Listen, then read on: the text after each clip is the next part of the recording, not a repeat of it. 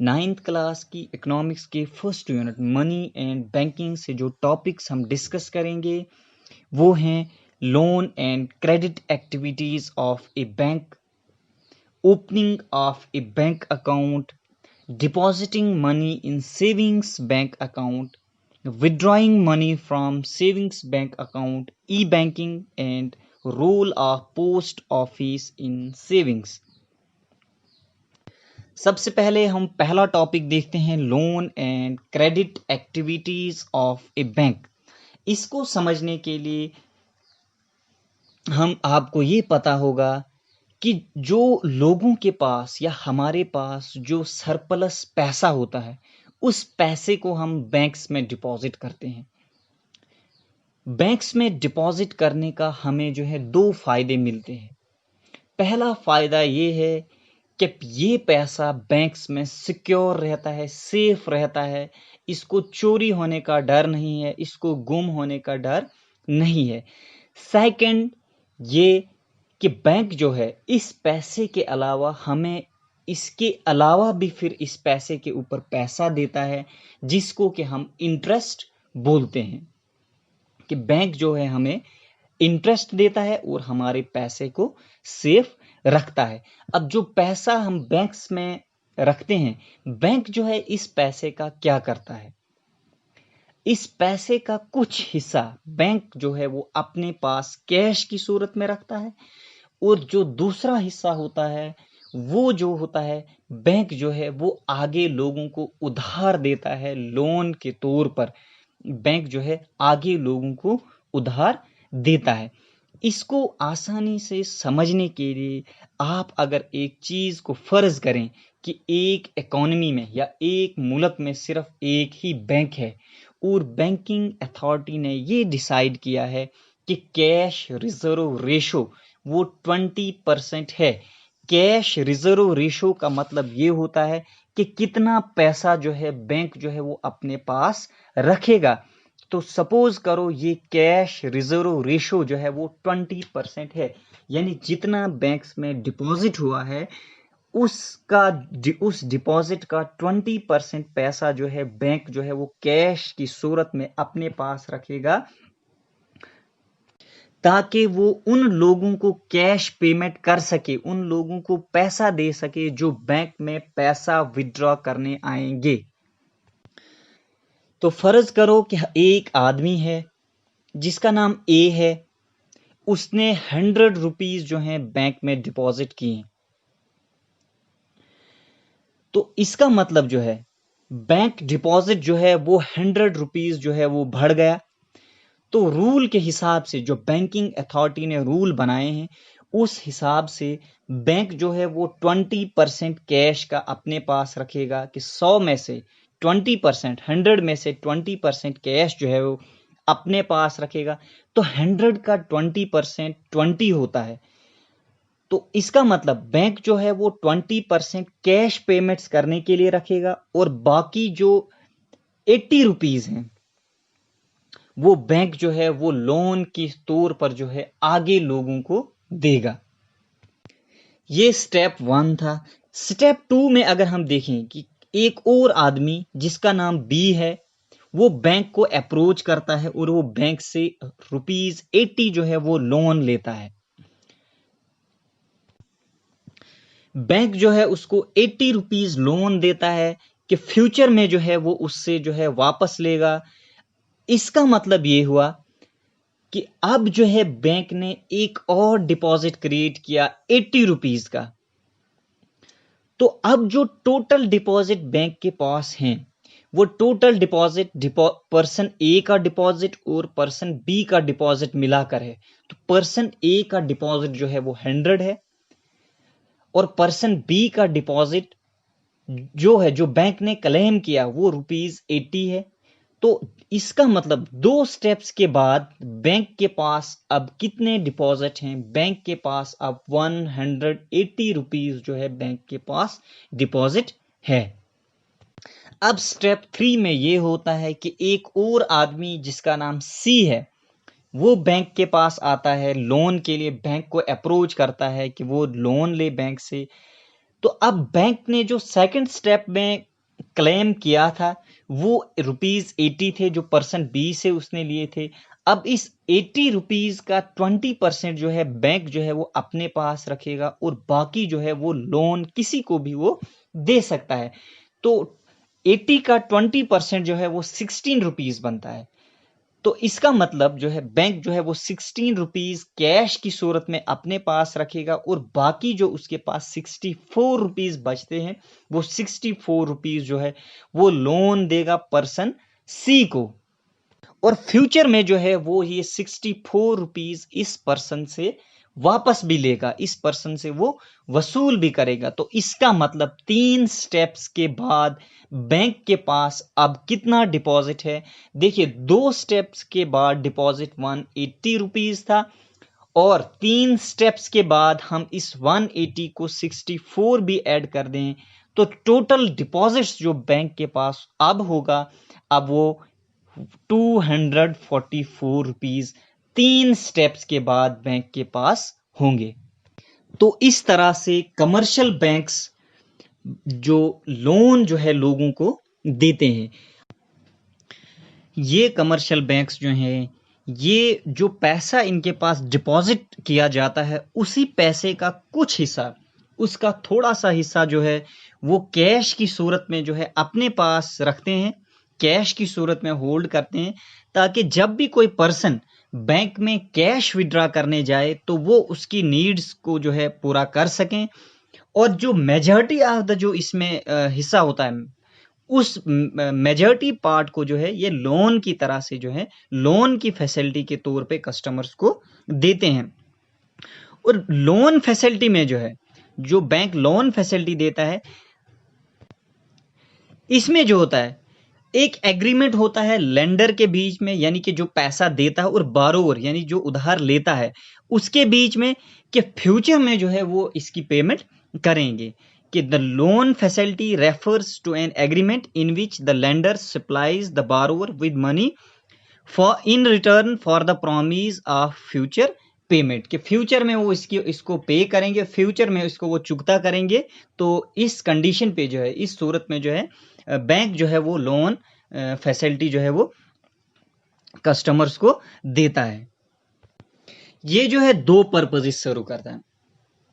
देखिए, कुछ लोग ऐसे होते हैं जिनको पैसे की जरूरत होती है, लेकिन वो डायरेक्टली जो है उन लोगों के अप्रोच नहीं कर पाते हैं जिनके पास पैसा हो, या अगर वो उनको अप्रोच करें भी तो वो उनको उधार पैसा देंगे या नहीं देंगे, ये भी एक कंडीशन है।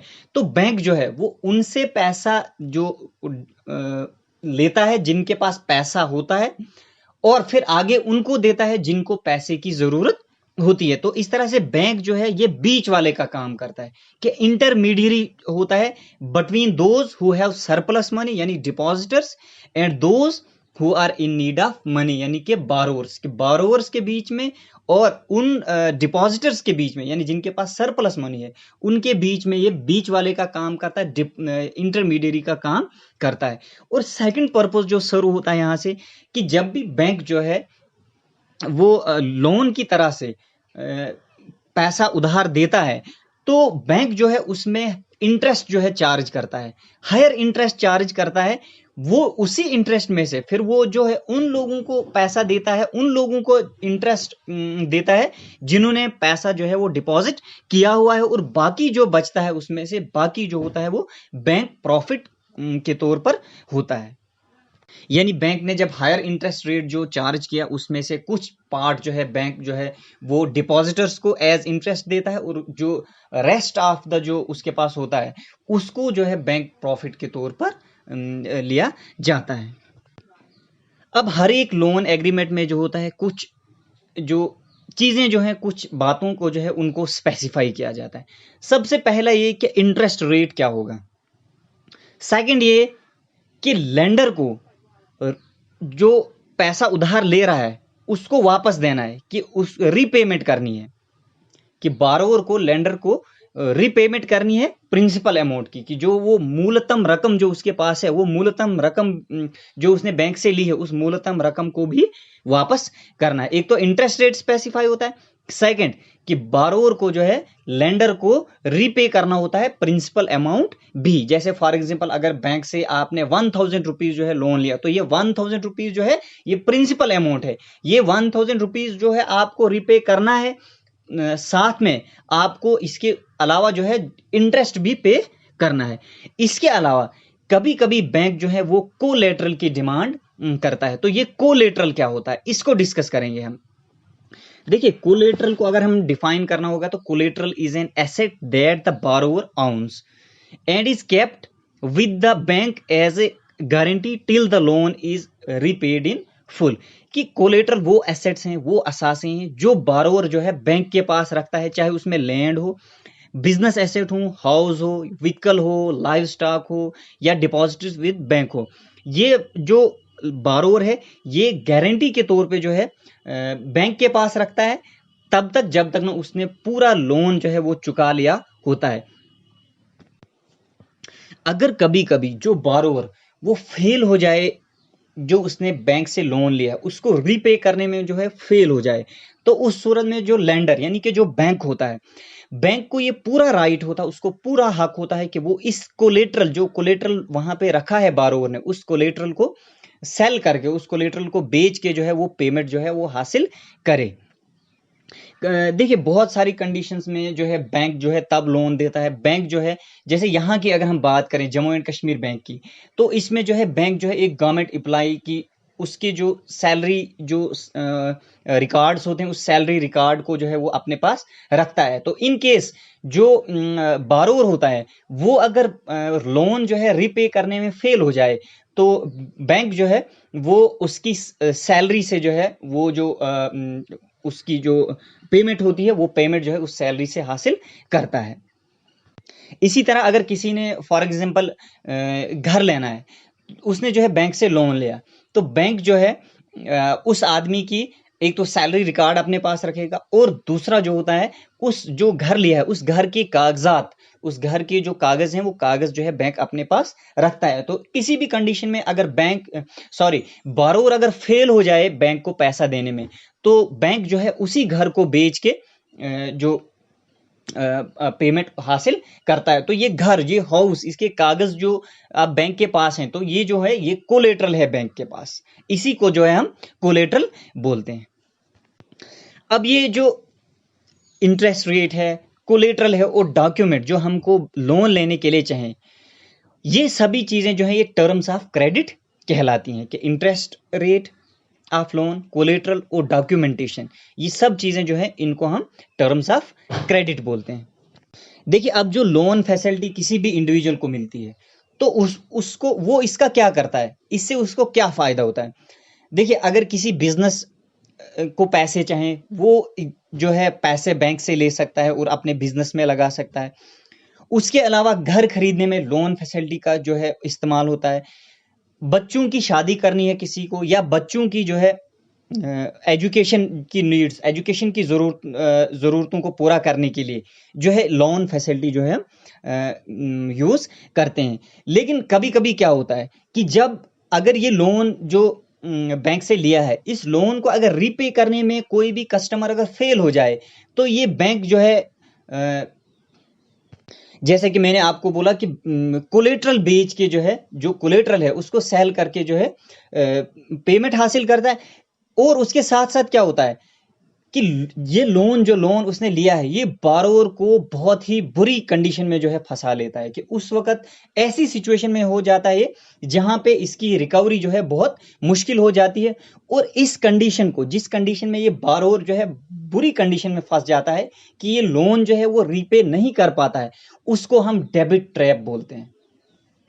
तो डेबिट ट्रैप क्या होता है कि when loan repayment becomes impossible due to certain reasons, in this case loan pushes the borrower into a situation where recovery is very painful. This is called debit trap. अब next हम देखते हैं कि किस तरह से जो है सेविंग बैंक अकाउंट जो है वो ओपन होता है बैंक में। देखिए, सबसे पहले आपने बैंक चूज करना है। फर्स्ट स्टेप जो होगा कि आपने बैंक चूज करना है कि कौन से बैंक में आपने जो है अकाउंट जो है ओपन करना है। Choose a bank in which you want to open an account, चाहे वो जैसे जम्मू एंड कश्मीर बैंक हो या कोई और बैंक हो, तो आप जो है वहां पे जाके जो है अपना अकाउंट खोलोगे, उसको चूज करोगे। उसके बाद सेकंड स्टेप में जो है आपको एक एप्लीकेशन फॉर्म दिया जाएगा बैंक की ओर से। उस एप्लीकेशन फॉर्म को आपने फिल करना है और बैंक को देना है। इस एप्लीकेशन फॉर्म में जो है इंफॉर्मेशन जो होती है, जो अकाउंट खोल रहा है उसके रिगार्डिंग इंफॉर्मेशन होती है, जैसे उसका नाम होगा, उसका रेजिडेंस होगा, उसका जो है वहां पे एक फोटोग्राफ होता है, फोटोग्राफ पेस्ट किया जाता है। और थर्ड स्टेप में इस एप्लीकेशन फॉर्म को सबमिट किया जाता है, जो भी बैंक ऑफिसर हो या बैंक में जो भी अथॉरिटी हो उसको जो है ये एप्लीकेशन फॉर्म जो है उसको सबमिट किया जाता है, उसको दिया जाता है।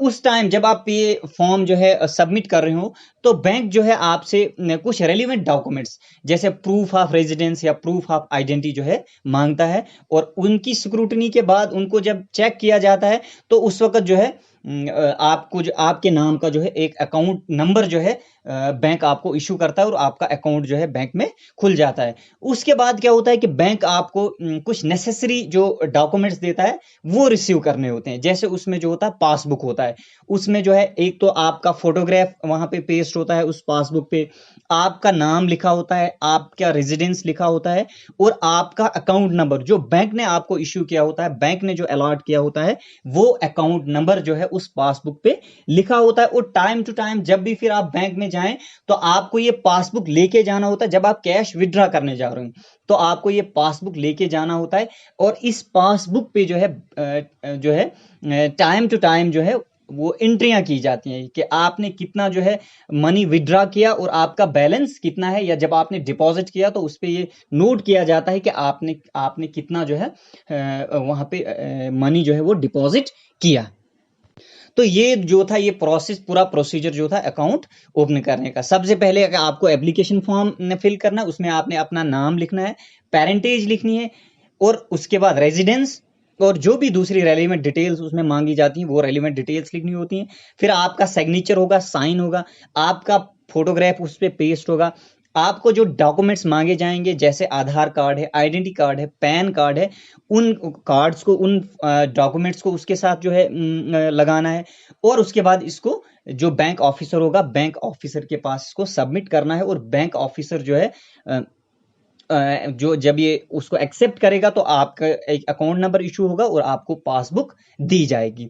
नेक्स्ट जो हमारे पास होता है कि जब आपको पैसा डिपॉजिट करने जाना है, कि कैश डिपॉजिट करने जाना है जो आपके नाम का अब सेविंग बैंक अकाउंट जो है बैंक में ओपन हो गया, तो जब आपको कैश डिपॉजिट करने जाना है तो क्या जाना है कि जब आप बैंक में जाओगे, फर्स्ट जो है आपने क्या करना है, आप वो बैंक ब्रांच आइडेंटिफाई करनी है जहां पे आपको कैश डिपॉजिट करना है। सेकंड कंडीशन में आपको पे इन स्लिप जो आपको वहीं बैंक के काउंटर पे मिलेगी, आपको उस पे इन स्लिप को फिल करके देना। उसमें जो है आपने जो अकाउंट होल्डर का नाम लिखना है, अकाउंट नंबर लिखना है, डेट ऑफ डिपॉजिट लिखनी होती है और कितना अमाउंट डिपॉजिट करना है वो बोथ आपको वर्ड्स में भी लिखना है और फिगर्स में भी लिखना। उसके बाद सिग्नेचर ऑफ द डिपॉजिटर और फोन नंबर, ये सब चीजें जो है उसमें ये इंफॉर्मेशन जो है उसमें फिल करनी होती है।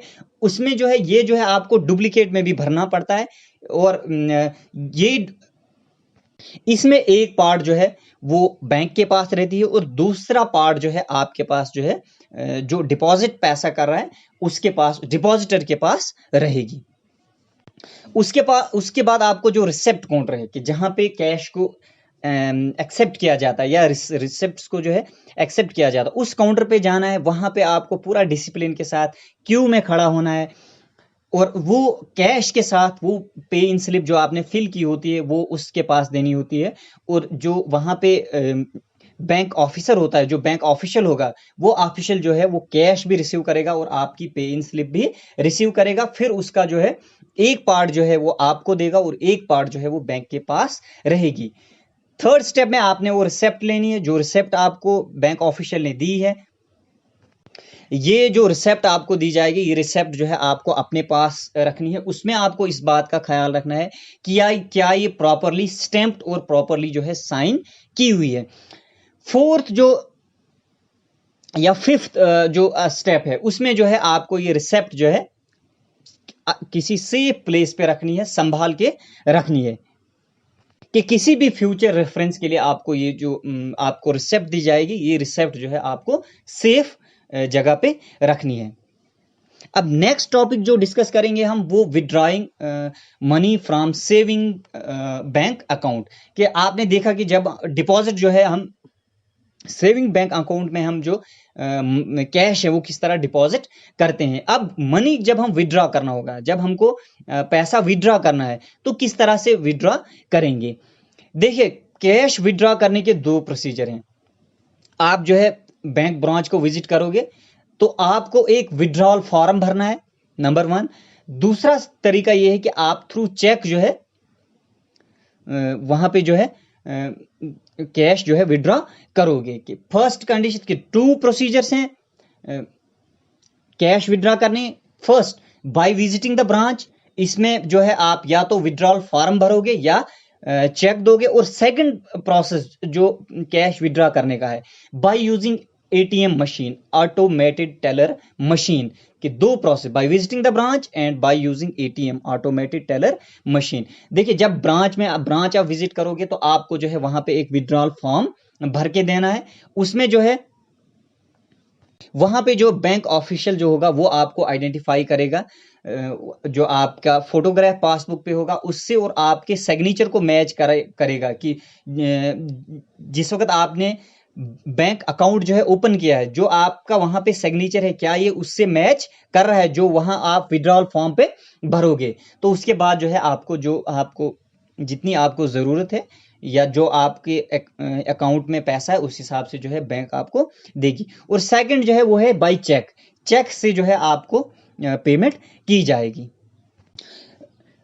चेक्स जो है ये जो है जो अकाउंट होल्डर होता है वो जो है इस पे उसका साइन होता है।